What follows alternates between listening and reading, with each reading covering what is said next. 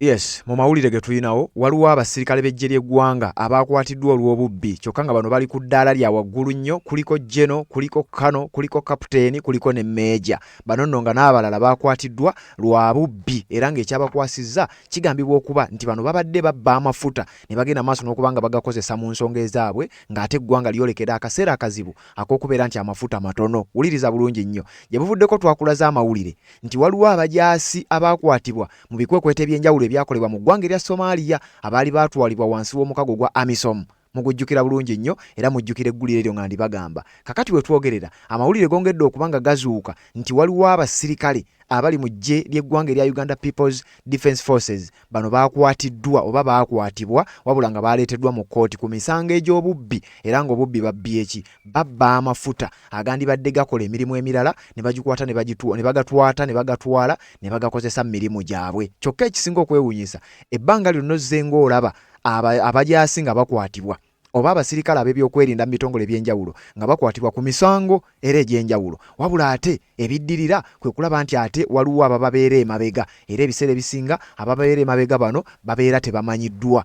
Gye buvuddeko twakuwa omukulu amanyiddwa nga Meeja Geno James Birungi ono nga yakwatibwa nga yagambibwa okuba nti yali emabega wa bbomu ezaategebwanga mu kibuga Kampala ne zitta abantu.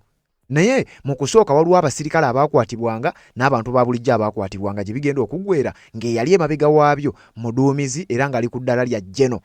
Kakati mukadde kano waliwo abaakwatiddwa nga bano baakwatiddwa era bazze bakwatibwa gye buvuddeko bano baaleeteddwa mu kkooti olunaku olwajjo General Court Martial bazze babavunaana emisango gy'obubbi kyokka nga bannamagye bali ku madaala aga waggulu mu magye g'eggwanga erya Uganda era nga kuno okuswala kwennyini oluvannyuma lw'okuba nti omusango gubavunaanwa gwa bubbi si gwa bikolobero birala byonna wabula bubbi kyokka nga bannamagye ate ekyokubiri nga bali ku ddaala erya waggulu abakugambye kuliko Geno, kuliko Meeja, kuliko Kano ne kubeerako ne Kapiteeni ate n'abalala nga bogenda ogenda maaso n'okubeera ng'obawulira babba amafuta g'eggwanga ne baba nga bagatwala ate mu bintu ebyabwe ne bagakozesa mu byabwe. Kyokka teweerabira gye buvuddeko tubadde twakakuwa amawulire ng'eggwanga lyolekera akaseera akazibu era nga mukadde kano amawulire gatambula galaga nti Uganda amafuta gatandise okukendeera era walabyeko ne ppiki ezo za poliisi babadde baziwalula si lwakuba nti tebalina ssente zigula mafuta wabula baatugambye nti Uganda is experiencing a significant fuel shortage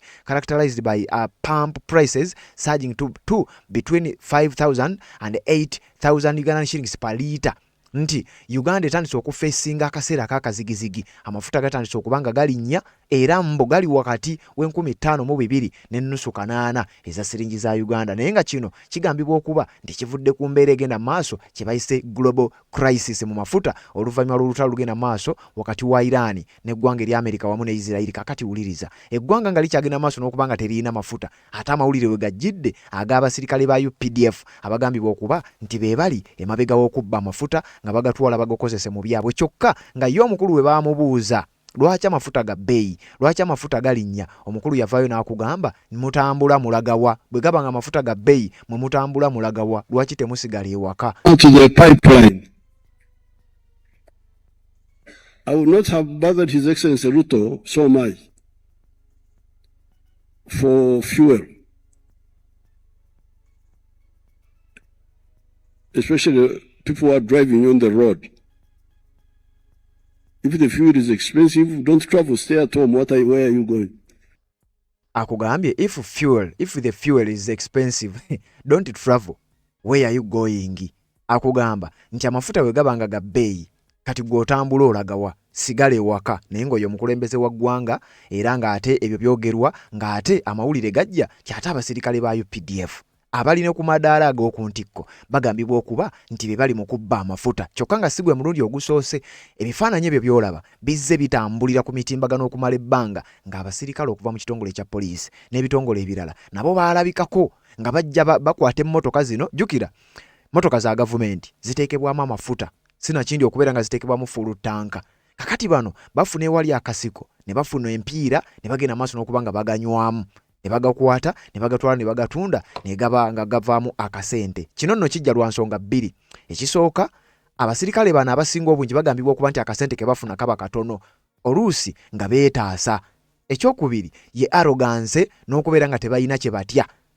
kwegamba abuuza bana munankola ki ate nga bali mu ddiiru eno baba n'abaleeteddwa mu kkooti olunaku olwajjo bali ku ddaala bali ku madaala aga waggulu mu magye nga kiyinza okukalubamukko okubeera nga ddala okukikkiriza nti amateeka gayinza obbakolako era ne bagenda maaso n'okuba nga babasiba ebyaddala wabula tulindiridde tulabe ekinaava mu kkooti n'omusango ogunaabasalirwa kyokka nga si gwe gusoose ne mu ggwanga erya Somalia waaliyo ebikwekweto ebyakolebwa era ku bannamagye b'eggwanga erya Uganda ng'ekifaananyi kyalabikira eri ensi yonna ti bannamagye b'eggwanga erya Uganda jjukira mu Somalia baliyo wansi w'omukago gwa AMISOM African Mission in Somalia amagye nga gali wansi w'omukago gwa African Union kakati aba Uganda bokka be baakwatibwa era ne bateekebwa mu kaguli nti babba amafuta n'ebikozesebwa ebirala ebibaweebwa ekitongole kya UN nga kiyita mu African Union kakati eggwanga erya Uganda ddyo ne lisooka lyekolera erinnyaawo nti babba amafuta n'obuyambi obulala obubaweebwa bo babibba ne babitwala bagende maaso n'okuba nga babikozesa ebyabwe kakati ne ku mulundi guno amawulire gafulumye oluvannyuma lw'abano okuba nga baaleeteddwa mu kkooti kyokka ate eggwanga lyolekedde akaseera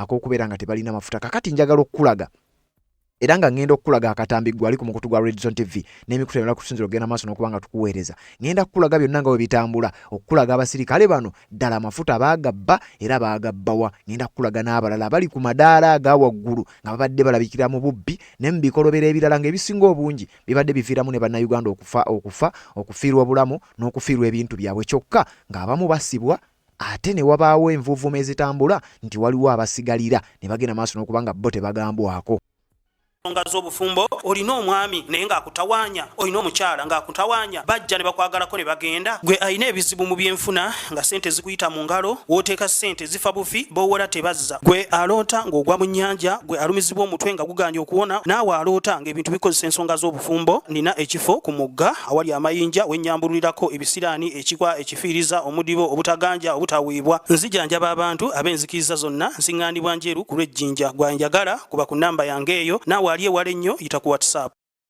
Yes, webale kubanga okyaliko yonna gy'osinzira okubanga gy'otulabira atanaba kubanga osubscribe nga kikole tubeere nga tutambulira ddala ffenna kubanga tukyakutwala mu nsonga eno era amawulire gakyali mangi nnyo tubeere nga ate tugakutuusaako abajaasi ba eggye ly'eggwanga erya Uganda People's Defence Forces baakwatiddwa oba baakwatibwa wabula nga kakati baaleeteddwa mu kkooti babeere nga babitebya nsonga za bubbi abasirikale bano balina kukuuma nsalosalo za ggwanga era nga kwogatta n'okukuumisa n'okukwasisa amateeka kwegamba bano basobola okuvunaana nga bakusanze obba kyokka ate abayinza okuvunaana nga bakusanze obba ate baakwatiddwa babba kyokka nga si gwe gusoose emirundi mingi nnyo bakwatiddwa mu scandals ez'enjawulo era ezibadde zigenda maaso n'okuba nga zikondakitingibwa olw'okubeera nti bali ku madaala aga waggulu kigambibwa okuba nti oba oliawo y'ensonga lwaki tebasobola kubeera nga bagambwako kyokka bino bigenda mu maaso ng'ate amawulire amalala gatugamba nti waliwo ebbula ly'amafuta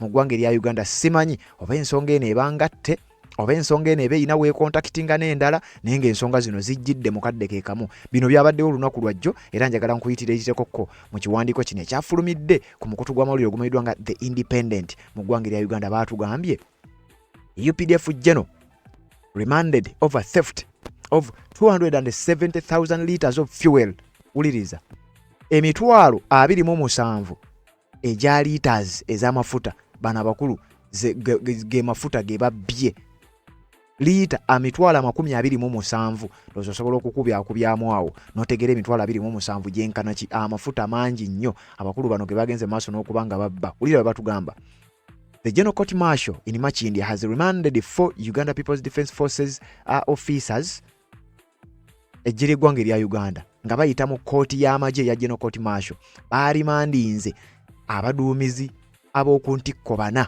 mu magye g'eggwanga erya Uganda over the alleged theft of 270,000 Ugandan shillings 270,000 litres of fuel meant for military operations bano babbye amafuta oba babba amafuta litres emitwalo 27 kitegeeza baali babulayo emitwalo nga 73 baweze 1 million litres liita ez'amafuta emitwalo 27 bazibba ezaali ziri meant okukola kibayita military operations ebikwekweto eby'amagye oba ebya military oba ebyokwerinda abakulu bano baagaba wagende maaso n'okubanga bakola ebikwekweto ebyo ebyokwerinda okukuuma ensalosalo z'eggwanga n'ebirala ebifaanana bwe bityo bo kye baakola baagamba nti ebikwekweto weebiri birina okukolebwa naye akasente ke tufuna tekamala ne bagenda maaso n'okubanga ssente amafuta bagabba bagatunde bafunemu akasente oba olyawo. Wuliriza, the accused are Brigadier General James Barije Ruhesi,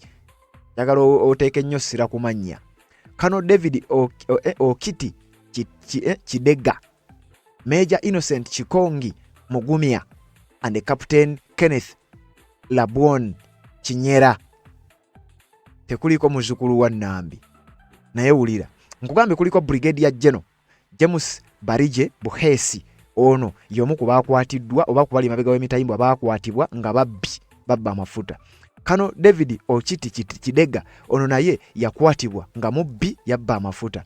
Major Innocent Kigongi Mugumya, mubbi yabba amafuta. Captain Kenneth Labwon Kinyera, mubbi naye yabba amafuta. Bebo boolaba abaaleeteddwa mu kkooti olunaku olwajjo bagende maaso n'okubanga babitebya. Kyokka nga babbi amafuta, ensi etegedde nti babbi amafuta, kyokka ate ng'ensi ekimanyi nti eggwanga liri mu crisis ey'okubeera nga amafuta gabbula, amafuta gatandise okugenda maaso n'okubanga gabula. Kati mu kiwandiiko bwe tweyongerayo batugamba batya? Wuliriza bulungi nnyo. They appeared before a panel chaired by Brigadier Richard Tukachungura and were charged with one count of engaging in personal interests that endanger operational efficiency, contrary to Section 122B of the UPDF Act. Prosecution told the court that between July 2022 and December 2023 in Kampala and Jinja, the 4 officers allegedly diverted about 270,000 litres of automotive gas oil intended for the Uganda Rapid Deployment Capability Center for their personal use. Bano abakulu baamenya amateeka ga UPDF akawaayiro 122 bba mu UPDF Act. Amafuta gano bagambibwa okuba nti baagabba wakati wa 2022 ne 2023 mu bikwekweto ebyali bigenda okukolebwa mu bitundu by'e Kampala ne Jinja, era amafuta gano baagabba nga bagenda maaso n'okubanga bagakozesa mu nsonga ezaabwe ezitagenda kubanga ziyamba ggwanga. Kyokka nga amafuta gaabaweebwa gagende maaso n'okubanga gabayambako okukola ebikwekweto ebigambibwa okuba nti byali byakuyamba eggwanga erya Uganda okutwala ensonga bwe zigenda maaso. Bano nno wuliriza, Brigadier General James Barije Ruhesi wa myaka 6, Kano David Okiti Kidega wa myaka 52, Major Innocent Chikongi Mugumya wa myaka 41, Captain Kenneth Labwoni Kinyera wa myaka 37. Era bano baalabise mu kkooti olunaku olwajjo nga bogenda maaso n'okubanga obitegeera. Uliriza, nga bagamba nti Brigadier General Barije was at the time of the alleged offence attached to Uganda Rapid Deployment Capability Center URDCC at Gaddafi Barracks in Jinja. As the commandant, Colonel Kidega was attached to Joint Staff Logistics JCLOG as a staff officer petroleum, oil and lubricants. Major Mugumya was attached to URDCC as a transport officer, while Captain Kinyera was attached to UPDF Joint Staff Health Services JSHC as a procurement officer. Bano bonna bakwata offices zaabwe ne bazikozesa okulaba nga bakola bafuna kye bayita personal benefits. Wuliriza, nga bw'obalaba abo abakulu abo bonna babbi, naye nga buli omu yabba olwa office mwe baali bamutadde. Eyabakulira Brigadier General Barije, ono ye yali in charge owa kye bayita Uganda Rapid Deployment Capability Center ku Barracks ya Gaddafi Barracks esangibwa Jinja, era nga ye yali omuduumizi mukadde ako, yakozesa office ye nabba amafuta. Kano Kidega, ono yali attached ku Joint Staff Logistics, yali staff officer in charge of petroleum, yakozesa office eyo nabba amafuta, in charge of petroleum, oil and lubricants. Major Mugumya, ono yali attached ku URDCC, era nga yali transport officer, ne Captain Kinyera yali attached ku UPDF Joint Staff Health Services, era nga procurement officer, nga yakulira ebyokugula, okupurchasinga ebintu oba kyoyinza okuyita procurement n'ebirala bifaanana bwe bityo. Kakati bano baaleeteddwa mu kkooti ne babuuzibwa 4 na 5. Yes, the region is the evidence is coming out of meeting.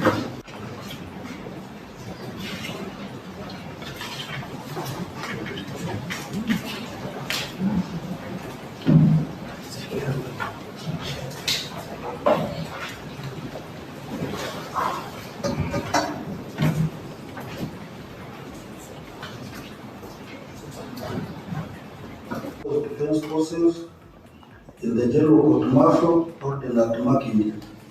Criminal case number UPDF/GCM/049/2026.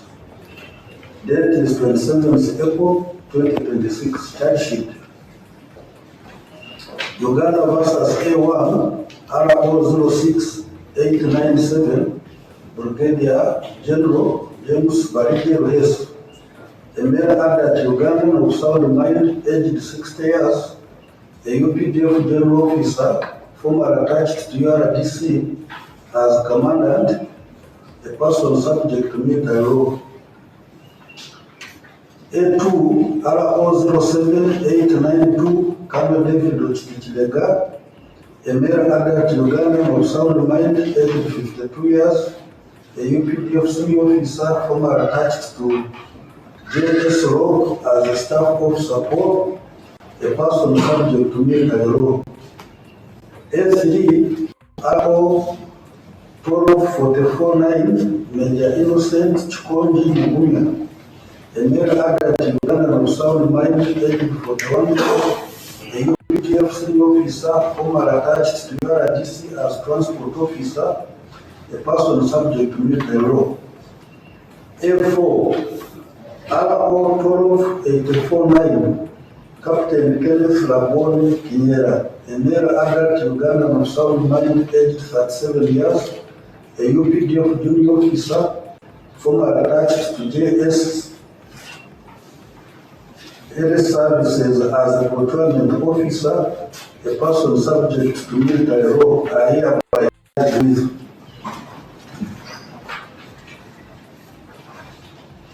statement of offense, personal interests, endangering operational efficiency, contrary to section 122B of the UPDF Act, Cap 330 as amended. Particulars of offense: Brigadier General James Barike Ruhesu, Colonel David Ochikichilega, Major Innocent Chikonji Mugunya, and Captain Kenneth Laboni Kinyera. Between July 2022 and December 2023 in Kampala and Jinja State, misused for personal interest about 270,000 in figures and words liters of automotive gas oil in bracket abo supplies meant for warning heavy operation equipment of Uganda Rapid Deployment Capability. I will ask one by one. I choose the number one. Brigadier General Ruhesu, have you heard and understood the charge against you? Do you accept or you deny the charge?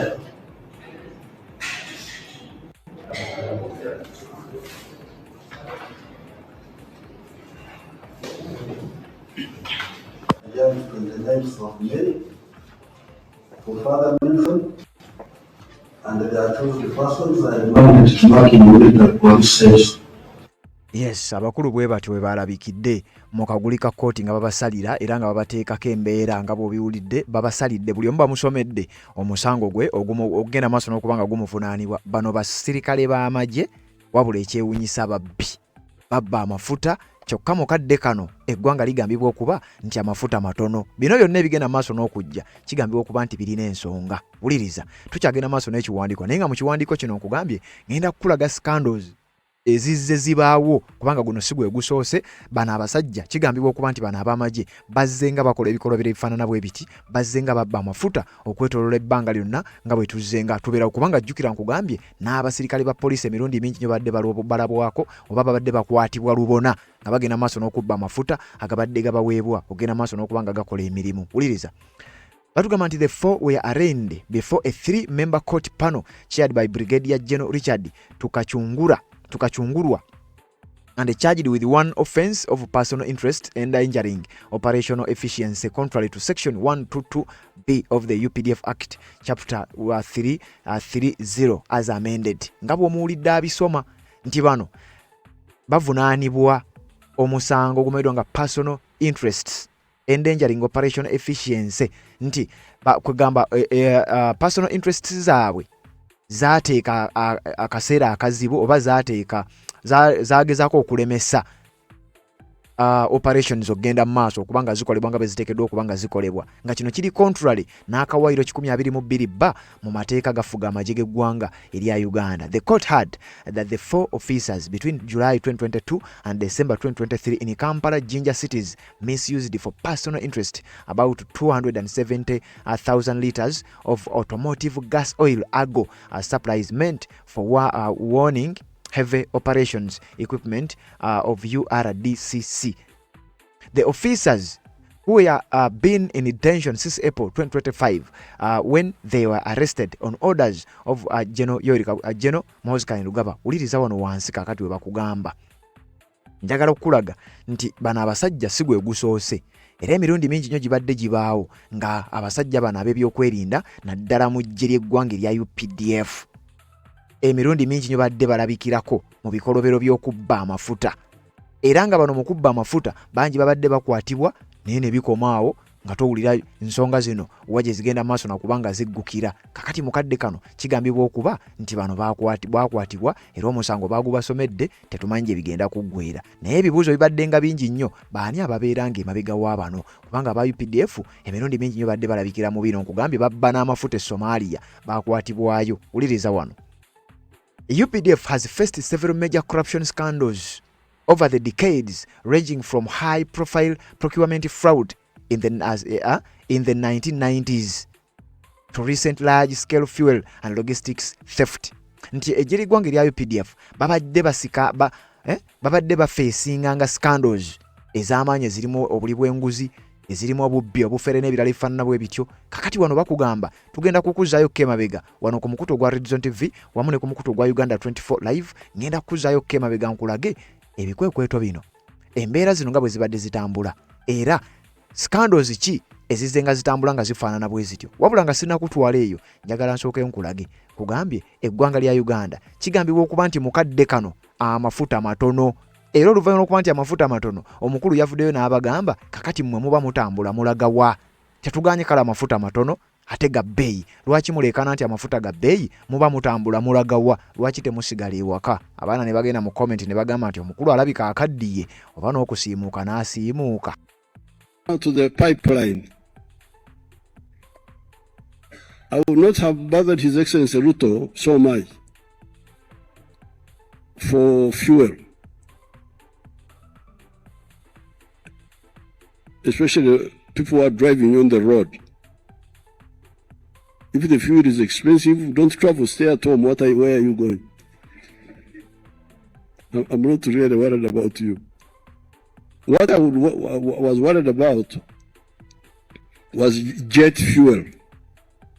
Because jet fuel is not only just for travel, it is for tourism. If the cost of the jet fuel is very expensive, the tourists will not come. It is for export, because the aircraft also export. So that's why I had to disturb His Excellency Ruto that the governments need to keep a voice in the pipeline. The governments of Kenya, government of Uganda has keep a voice in the pipeline, mainly because for the jet fuel. People who are going for nightclubs, I don't care so much about them.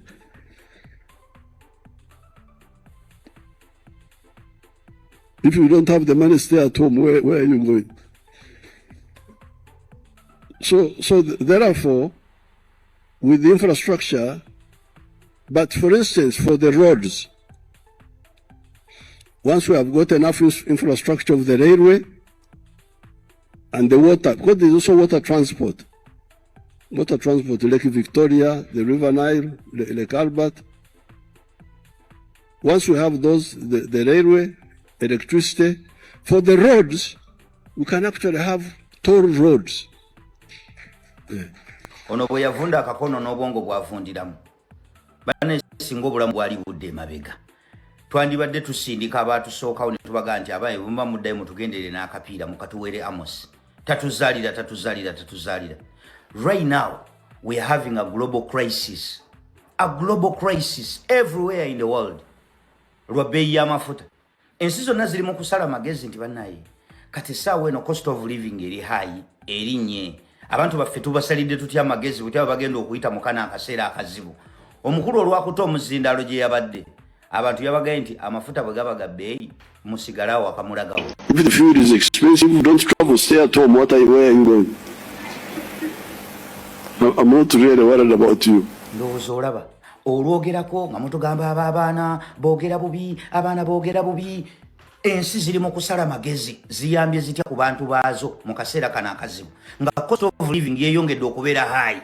Kansayitinge ku South Korea nze mwendi mwempangaalira ate nga n'omwami oyo namuwulirako lumu ng'ajogerako mbu aba South Korea tebakola ki tebakuba byeyo natatwala budde kola research nti government ya South Korea bagavaninze batya eggwanga lyabwe okubeera nga it is very rare okusanga aba South Korea nga bali mu kuba byeyo.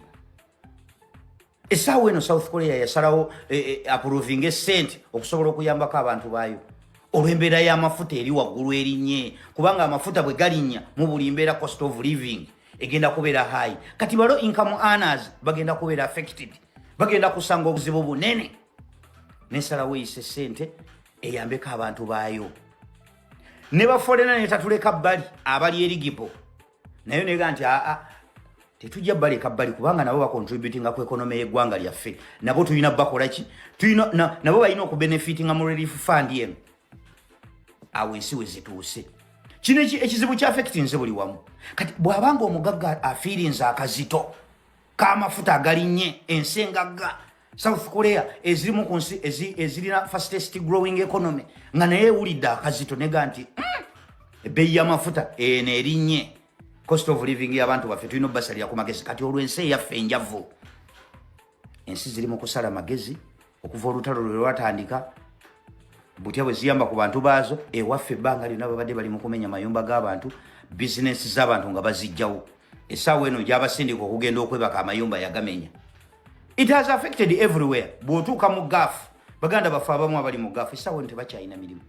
Company z'abawummuza bali mu accommodation beebase tebakyakola.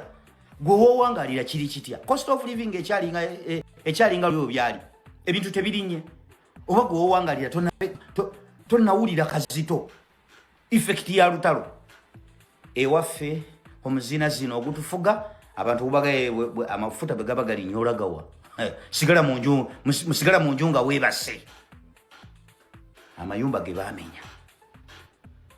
Kati bwe kiba kikolimo twebuze twazza musango ki naye tetulina musango gwe twazza n'ekikolimo twandibanga tukiwaayiriza tuli basiru ekyo tukikkirize. Yes, amount.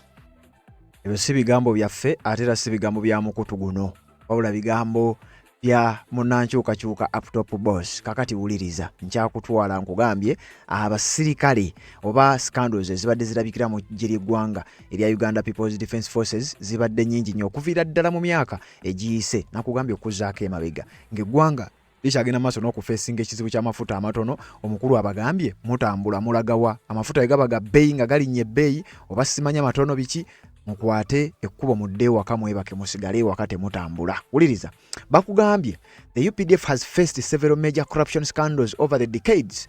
Kakati njagala kuzzaako kemabega mujjukira kye bayita junk helicopter scandal 1990s. Junk helicopter scandals, one of the most infamous cases involved in the procurement of 4 Mi-24 helicopter gunships from Belarus. The government paid approximately $12.26 million US, but 2 of the helicopters were found to be obsolete junk with rusted pipes and worn out tires. Top officials and intermediaries allegedly received bribes and commissions, resulting in an estimated loss of at least $8 million US to the government. Mujjukira helicopters ezo zaali ez'okugula. Omukulu yali mu skanda eyo era agambibwa okuba nti yaweebwa ssente ezo. Agambibwa okuba oba erinnya ndibagambe mulabika mulimanyi junk helicopters ezo muzijjukira. Kakati wetwogerera omukulu oyo mbu wuliriza bakugamba nti waliwo ssente obukadde bwa $12 n'obuwumbi obukadde bwa $12 n'emitwalo 26 eza dollars enjogerako nga zino zaaweebwayo babere nga bagula helicopters ekika kya Mi-24 helicopter gunships nga zaali zigenda kugulibwa mu ggwanga lya Belarus eyali mabega wa ssente z'omu mujjukira era nga kigambibwa okuba nti obukadde nga 8 bugambibwa okuba nti yali loss. Tebereza gavumenti efulumiza obukadde 12 omusajja ebiseera ebyo yali munnamagye era yali avunanyizibwa ku ebyo yakozesa gavumenti obukadde loss ya bukadde 8 obwa dola zikubise ozize muzawano ojja kuwulira Uganda sente loss gye yakola otegere bulungi nnyo omukulu oyo ate kati mukadde kano akugamba nti wa opposition onaawulira.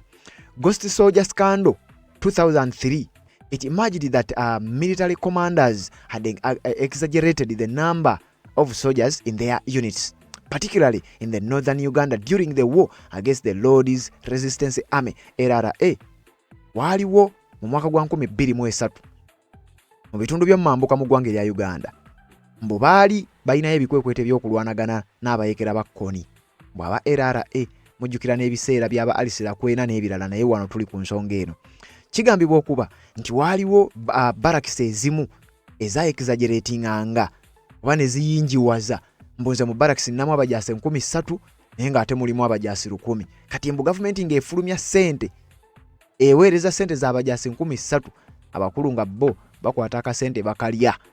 Waliwo munnamagye omu yavaayo n'ayogera ebyama ebyo naye yo story si yeetulese ngezaako okulaga scandals ezize zitambulira mu magye g'eggwanga erya Uganda otegere bulungi nnyo amagye gano bwe gatakyalina trust si wano mu Uganda mwokka wabula n'okwetolola eggwanga erya Uganda ebweru waalyo. Kakati batugamba nti ebikwekweto byakolera. This allowed commanders to siphon off salaries meant for non-existent ghost soldiers. Estimates suggest Uganda lost roughly $324 million now 20 years through this practice.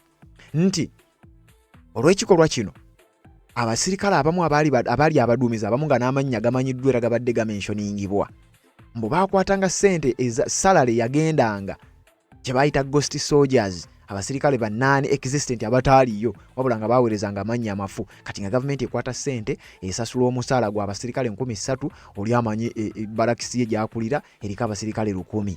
Kati kigambibwa okuba nti gavumenti yafiirwa dola obukadde 324 kyokka mu myaka nga 2 egiyise. Olowooza olwaleero Uganda yandibaddewa bano bajaasi abaalayira okukuuma eggwanga n'ebyalyo. Undersized uniforms. In the 1990s, the military was hit by a scandal involving the procurement of undersized army uniforms that were unusable for the troops. Nti ng'oggyeko ate ekyo waliwo ne scandal endala bw'abamu ku baali abaduumizi mu magye baakolanga akabadi ne batumya uniforms nga tezituuka basirikale ne bagenda maaso n'okuba nga uniforms ezo tebazikozesa kyokka nga ssente zigenze maaso n'okuba nga zigulibwa. Kakati iyo scandal nayo yaliwo nkyakutwala mpola ogenda kutegeera ekigenda maaso mu ggwanga erya Uganda. Amagye agali supposed okukuuma Uganda n'ebyayo oli abe gagenda maaso n'okukola. Somalia mission logistics theft. Kati wano wetuli batugamba nti numerous senior officers have been recalled from the mission in Somalia, ATMIS and AMISOM, following reports of selling food, fuel and weapons meant for soldiers. Brigadier Michael Odonga and others were court-martialed for mismanaging logistics that reportedly led to soldiers being poorly fed. Mu ggwanga erya Somalia wansi w'ekikwekweto wansi w'omukago gwa AMISOM, African Mission in Somalia, guno omukago gw'okuzza emirembe okulwanagana n'akabinja ka Al-Shabaab akagenda maaso n'okutigomya eggwanga lya Somalia. Jjukira eggwanga lya Uganda lyasindikibwa wansi w'omukago ogwo ATMIS stroke AMISOM. Kakati kigambibwa okuba nti omukago guno gufuna obuyambi okuva mu European Union, bafuna obuyambi okuva mu United Nations, World Bank, IMF n'ebitongole ebirala ebiri international ebibawo obuyambi obw'emmere, obuyambi bw'amafuta, obuyambi bw'ebikozesebwa n'okuba nga basasula ku kasente oba nga allowance n'ebirala bifaanana bw'etyo eri abasirikale abagenda maaso n'okukola omulimu ogwo. Kati kigambibwa okuba nti omu ku basirikale amanyiddwa nga Brigadier Michael Odonga n'abalala baateekebwako ne mu kkooti oluvannyuma okuba nti baamismanaginga logistics zino era nga kigambibwa okuba nti kyaviirako n'abasirikale okuba nga bambi baali tebalya bulungi lwa nsonga emu nti ssente ezaavanga mu bitongole ebyo zabbibwanga oba zibadde nga zibbibwa emmere eyaweebwangayo ebitongole ebyenjawulo ebeere ng'ebayamba yabbibwanga n'etundibwa kyokka abasirikale ne baliisibwa bubi. Kakati wano mu kiwandiiko batugamba nti eyo naye emu ku skando ezaleeta ensasagge. Air Force Space Parts Fraud 2025-2026 bino nno biri recent. Investigations led by General Muhoozi Kainerugaba uncovered fraud in aircraft spare parts and fuel procurement, where officials allegedly misused over 1 billion Uganda shillings meant for maintenance. Some crashes in recent years are being investigated for potential links to these maintenance failures. Nti wakati wa 2025 ne 2026 wawulirako ennyonyi ezibadde zikurashinga oba waliwo nnyonyi ezakurashinga, kigambibwa okuba nti waliwo okunoonyereza okwakolebwa ne bakizuula nga waliwo akawumbi kalamba akasiringi za Uganda zino sente zabbibwa nga zaali menti oba nga zaali supposed kubeera nga ziyambako mu kukola maintenance oba okuddaabiriza n'okukanika ennyonyi ez'eggwanga oba ez'eggye ery'eggwanga. Era ennyonyi ezo zigambibwa okuba nti ezibadde zikurashinga obuzibu buli linked ku kye bayise maintenance failure, ekyaddirira sente okuba nga zabbibwa ate ng'abazibba bakulu mu magye so si bakkulutu. Several senior officers, including Brigadier General Cyrus Besigye Bekunda, were arrested following a probe into the Engineering Brigade. The Inspector General of Government IGG reportedly highlighted wealth possessed by these officers that significantly exceeds their official earnings. Mu kye bayise Engineering Brigade Abnormal Wealth 2025 waliwo skanda endala ebadde etambudde okwetola ensi yonna nga esiize egirya UPDF ekifaananyi ekibi nti waliwo ba senior army officers mu magye ga UPDF naddala Brigadier General Cyrus Besigye Bekunda baakwatibwa nga bano ekibakwatisa mu brigade yaabwe mayiddwa nga Engineering Brigade mbu baali bagagga nnyo nga balaba kwegamba IGG, the Inspector General of Government, baakola okunoonyereza ne bakizuula nti abakulu bano abali mu Engineering Brigade baba ne ssente nnyingi nnyo, ssente ze balina nnyingi nnyo zisukka ku musaala gwabwe, ng'omuntu omusaala gwe bafuna tasobola kuba na ssente ezo. Bagenda okunoonyereza nga waliwo ekitali kituufu, era omukulu amanyiddwa nga Brigadier General Cyrus Besigye Bekunda n'abalala baakwatibwa ne bagenda maaso n'okuba nga banoonyerezebwako ku bugagga obwali busukka ku ssente ezo ze bafuna ez'omusaala n'ebintu ebirala oba olyawo ebivaamu ssente. False intelligence and extortion, wano nno tugenze ku bbomu ezaategekebwa ezizze zitegebwa mu kibuga Kampala. Onaawulira tuvudde ku mafuta amagye g'eggwanga erya UPDF. Jjukira bwe bakufulumiza bakulaga budget eggye lya Uganda lyerina ti Uganda erina budget yenkana ki ey'amagye. Kakati mu budget eyo mujjiramu ne bino wammanga abasajja bakuba ziddiiru ne bakola ebintu gavumenti n'ebawa ssente naye nga bo babifunamu nga bo. Bakugamba former Chief of Military Intelligence CMI Major General James Birungi was arrested on charges including corruption. He was accused of involvement in schemes that faked or exaggerated bomb threats to secure and misappropriate funds. Eyaliko omu akulira CMI Chief of Military Intelligence amanyiddwa nga Major General James Birungi ono yakwatibwa. Ekyamukwasa kwe kubeera nti mujjukira bomu ezaategebwanga mu kibuga Kampala, ezo nkakasa muzijjukira bulungi nnyo. Kakati bomu ezo kigambibwa okuba nti omukulu eyali ziri emabega yali muduumizi mu magye g'eggwanga erya Uganda, era yaliko omuduumizi owa CMI oyo nga si mulala ye Major General James Birungi. Nakuwa amawulire gye buvuddeko nti omusirikale ono yakwatibwa era ali mabega wa mitayimbwa ne weetwogerera ng'emisango gyakubeera nti bomu ezo either tezaaliyo nga zaalinga mpange naye nga byonna byakolebwanga ku biragiro by'omukulu oyo ye Major General James Birungi. Yakwatanga bomu ne baziteekamu ssente ne zikuba mu kibuga Kampala, abantu ne bafa. Kati mbwe eri mu gavumenti oba mu bakama be n'asabayo budget nti twagala ssente kugenda ku deployinga Congo kukuba abayeekera ba ADF kubanga be baatukubye. Kakati n'amawulire ne gasoma nti ADF yekubye zi bomu, kyokka amawulire gagenda okufuluma nagalaga nti eno operation yalinga fake, ng'era abamu ku baagiri emabega ye Major General James Birungi. Era amawulire ne gakuba ku mukutu gw'amawulire gwa Observer gwawandiika ne gugamba nti a storm is sweeping through the Defense Intelligence and Security DIS, formerly known as the Chief of Military Intelligence CMI, as a probe team instituted by Chief of Defense Forces uliriza At least 13 suspects, soldiers and civilians are now under arrest over the alleged orchestration of fake terror bomb attacks. Among those detained is Major General James Birungi, former CMI boss, who was drastically arrested on Friday and is currently being held at Machindye Military Police Barracks. Nti abantu nga 13 ba suspects omuli abasirikale n'abantu ba bulijjo bali under arrest oluvannyuma lw'okubeera nti baakola kye bayita ba exaggeration, baasussa ng'ekya bbomu sinakindi okubeera nga baafeekinga nga bbomu ezo ne baba nga baziri emabega. Kyokka nga sineeyongerayo, waliwo amawulire era agaafulumye nga galaga nti omuvubuka omu ku ba suspects 12 abagambibwa okuba nti abamu ba junior officers, abalala ba civilian informants, have been grilled over their alleged role in a series of deadly bomb attacks.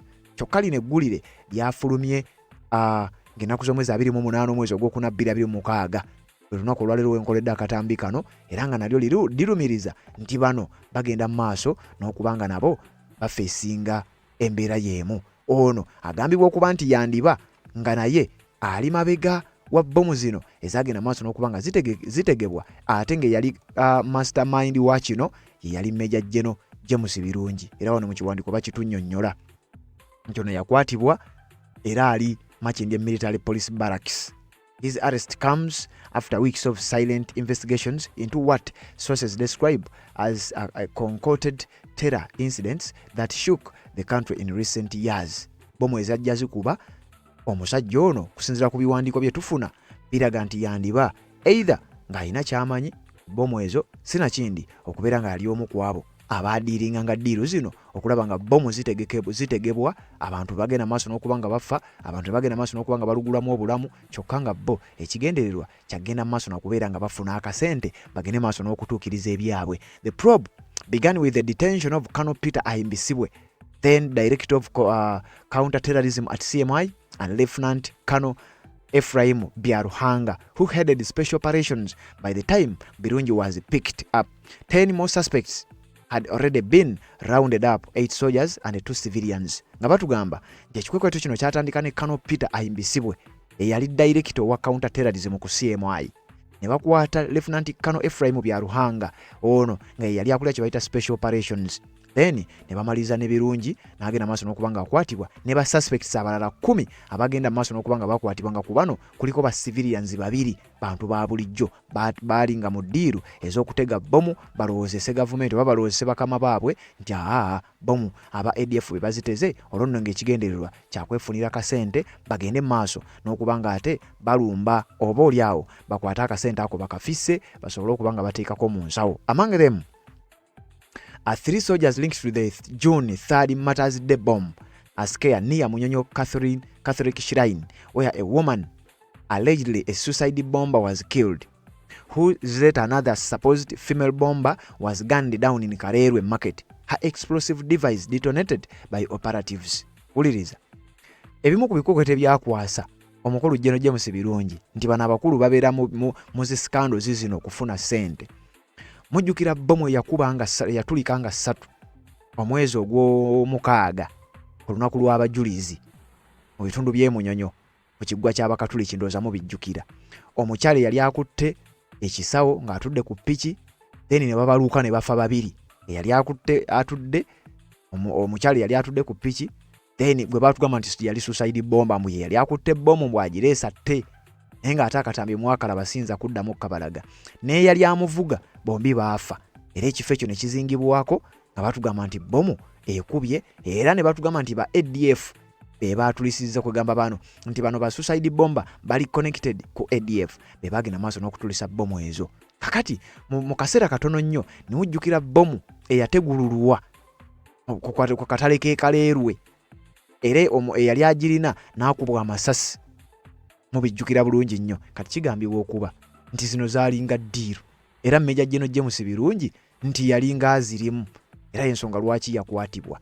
Naye mbunga ekigendererwa kyakufeekinga kulaba nga wabeerawo okutya akasente kafulume kamuweebwe agende mu maaso n'okukola ebikwekweta ebirala, then akasente kafunibwe. Naye ate bwe weetegereza ababadde bakulira ebikwekweto ebikolebwa mu ggwanga erya Congo ate abadde si ye. Kubanga wulira njagala ogatte story zino 2 bakugamba Meja General James Birungi yali omu ku baakwatibwa abaali emabega w'okufakinga bomu zino basobole okugenda maaso n'okubanga bafuna akasente.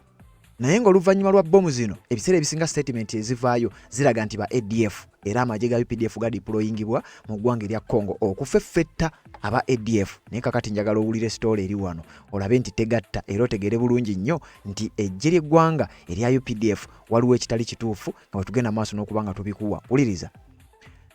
Okusinziira ku research omutonotono gwe tukoze batugamba nti abamu kati ngenda kusomera abamu abazze bagezaako okuduumira oba abazze bagezaako okucommandinga deployment mu ggwanga lya Congo ng'oggyeko bano ababiri General Kaguta Museveni n'omuduumizi w'amagye General Moses Kainerugaba. Kati abo be baduumiza ab'oku ntikko. Naye ate waliwo wano abaduumira ebikwekweto. Owuliriza. Operation Shujja agikulemberwa olwali bamuta Major General Richard Otto. Ono ya taking over yebuvuddeko era nga ge magye agali mu ggwanga lya Congo yaliyo ng'omuduumizi. Kati bw'aba y'omu ku baaduumira bano bagendeyo njagala okutegeeza kitegeeza abaazimanyiiko.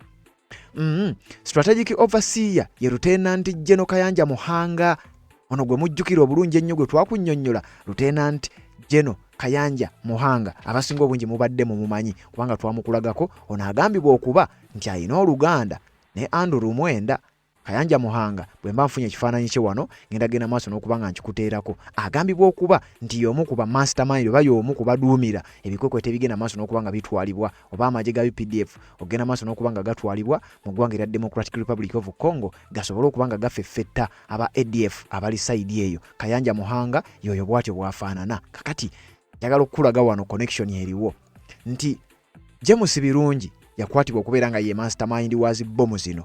Bomu wezimala okukuba batugamba ba ADF ne badeployinga mu Congo okufeffeta ADF. Abamu ku bakomandinga okudeployinga kuno bebo bendi mu kugamba olowooza ani ali emabega wa bomu ezo era ani ali emabega wa scandals ezo ezirimu okukwata ssente ez'omuwi w'omusolo.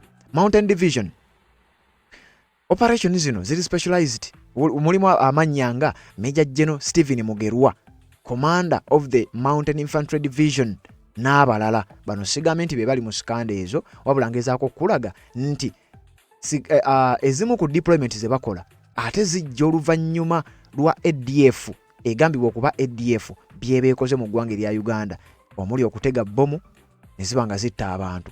Kyokka ate information egenda ofuluma nga bomu ezo zirimu abamu ku banene mu magye era nga Major General James Birungi y'omu ku abo abali recent ababadde boogerwako nti be batega bomu zino. Era nga ne bomu yo Kalerwe yogerwako ku bano batugamba the Kalerwe episode. Insiders say triggered the arrest of at least 5 junior soldiers as investigators interrogated the detained officers. The name of Major General James Birungi repeatedly surfaced. Kalerwe ekikokweto kyali Kalerwe nti kyaviirako ba junior officers bangi okukwatibwa nti olw'ensonga n'erinnya lya Major General James Birungi byamentioningibwa nnyo nga abakulu bagenda maaso n'okukola investigations nga buli gwe babuuza erinnya lya James Birungi terimuva ku mumwa nga kiraga nti omukulu ono alina ky'amanyi. Wulira statement eno. Both Ahimbisibwe and Byaruhanga are said to have implicated their former boss, suggesting that he not only sanctioned the suspicious operations but also directed junior officers to link the so-called bomb threats to the Allied Democratic Forces ADF. Ahimbisibwe ne Byaruhanga bano abaakwatibwa nti bali emabega wa bino. Omu ye Colonel Peter Ahimbisibwe eyali wa counter terrorism ku CMI, ne kubako ne Lieutenant Colonel Ephraim Byaruhanga ono eyali wa special operations. Baatuuka ne balonkoma James Birungi okubeera mbu buliriza nti tasuggestinga busuggestinzi kyokka bomu kukubwa wabula mbu yalagiranga ne ba junior officers bazirinkinge kwegamba wajja mawulire okwogera agambe ba ADF be bagenze maaso n'okuba nga bakola ebikwekweto ebyo olw'akasente kafulume. Omuwi w'omusolo sente olwo nga zitandika okugenda maaso n'okuba nga zifuluma era nga y'omuwi w'omusolo agenda maaso n'okufiirwa ku zino kwogatta okubba amafuta kogatta n'ebikokweto ebirala byozze ng'owulira. The probe gained momentum after Birungi was reassigned earlier this year to the Mountain Division in Fort Portal, ostensibly to oversee Operation Shujja against ADF in the Democratic Republic of Congo. Nti era ensonga eno yatandika nnyo okufuna momentum oluvannyuma lwa General James Birungi ono yennyini.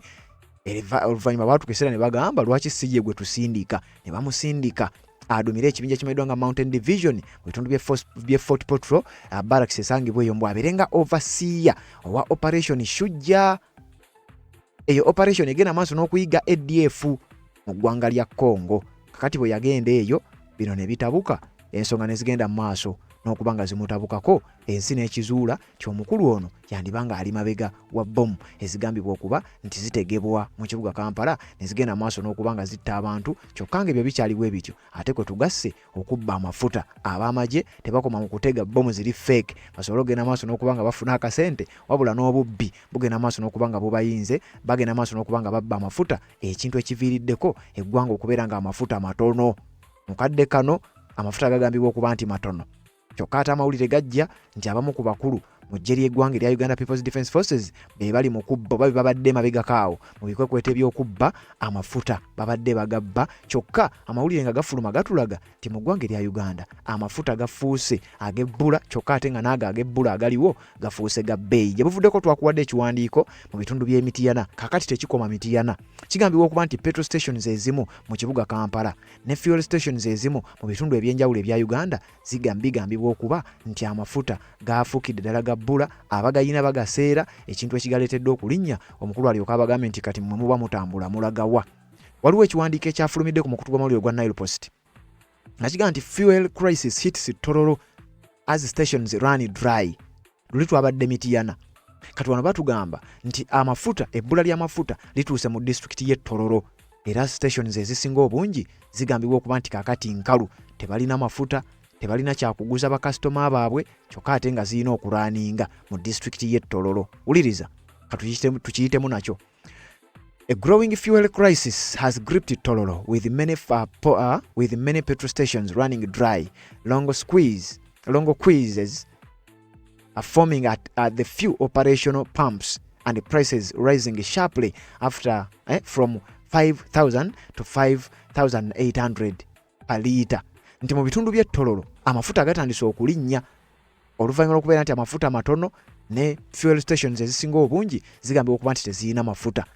Era mbu amafuta ene Tororo kati agabadde mu 5,000 kati gatandise okwambuka galumba akakaaga. Kyokka ate wano ssaawa nga 8 eziyise omukutu gw'amawulire ogwa Daily Monitor gwafulumizza ebifaananyi bino nga balaga nti ne pikipiki za poliisi zitandise okuba nga ziwalulwa olw'ensonga nti amafuta matono. Era ne bawandiika bwe bati nga bagamba Uganda is experiencing a significant fuel shortage characterized by pump prices surging between 5,200 and 8,000 Ugandan shillings per litre.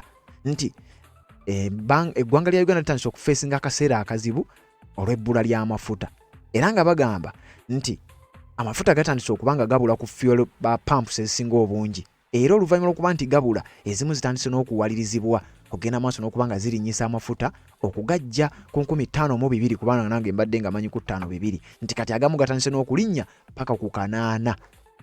The high fuel prices across the country are having a ripple effect on the entire economy, pushing high at the cost of transportation and also goods and services. Nti amafuta okulinnya mu ggwanga erya Uganda kitandise okuba nga kikalubyamu mu nsonga z'ebyentambula ne economy, engeri gyegenda maaso n'okuba nga eddukanyizibwamu. Since the start of the US-Israel war with Iran that resulted into the closure of Strait of Hormuz, the prices of fuel have increased, with a litre of petrol costing between 6,900 Ugandan shillings and 7,000 Ugandan shillings, while diesel ranges from 500 to 780 Ugandan shillings to 6,000 Ugandan shillings in some cities.